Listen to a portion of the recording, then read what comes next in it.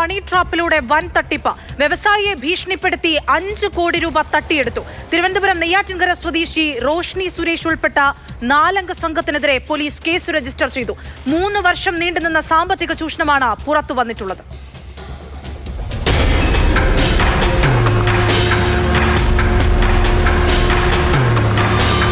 വർഷം നീണ്ടുനിന്ന സാമ്പത്തിക ചൂഷണം.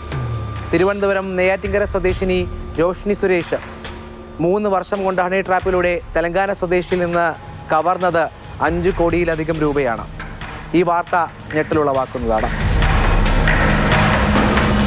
3 വർഷം മുമ്പാണ് കാര്യങ്ങൾ നടക്കുന്നത്. 3 വർഷം മുമ്പ് ഇവർ തമ്മിൽ ബന്ധമുണ്ടാകുന്നു. ആ ബന്ധത്തിൽ ഒരു ആൺകുഞ്ഞുണ്ടായി എന്ന് വിശ്വസിപ്പിച്ച ശേഷമാണ് ഈ സാമ്പത്തിക ചൂഷണം തുടങ്ങുന്നത്. ആദ്യഘട്ടത്തിൽ ബാങ്ക് അക്കൗണ്ടിലേക്ക് 1,80,00,000 രൂപയാണ് തെലങ്കാന സ്വദേശിയിൽ നിന്ന് തിരുവനന്തപുരം സ്വദേശിനി വാങ്ങിയെടുക്കുന്നത്. തുടർന്ന് എറണാകുളം തൃപ്പൂണിത്തുറയിൽ 1,20,00,000 രൂപയുടെ ഫ്ലാറ്റ് ബുക്ക് ചെയ്യിച്ചു. അതും പോരാഞ്ഞ് തിരുവനന്തപുരം ജില്ലയിൽ മലയൻകീഴ് 1,20,00,000 രൂപയുടെ മറ്റൊരു ഫ്ലാറ്റ് കൂടി സ്വന്തം പേരിൽ ബുക്ക് ചെയ്യിക്കുന്നു. പിന്നീട് 45 പവൻ സ്വർണം കൂടി ആവശ്യപ്പെട്ട് അത് സ്വന്തമാക്കിയതോടുകൂടിയാണ് ഇത് സാമ്പത്തിക ചൂഷണത്തിലേക്ക് കടക്കുന്നു എന്ന് തെലങ്കാന സ്വദേശി തിരിച്ചറിയുന്നത്. ആ ഘട്ടത്തിലാണ് തെലങ്കാന സ്വദേശി വഞ്ചിയൂർ പോലീസ് സ്റ്റേഷനിൽ പരാതി നൽകുന്നത്.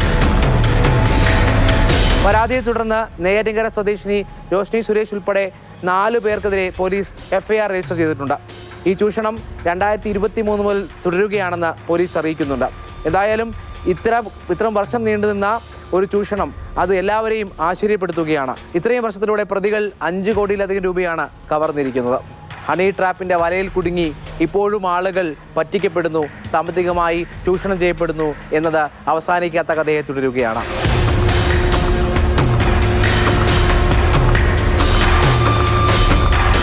Rahul G Nath, Mathrubhumi news, Thiruvananthapuram.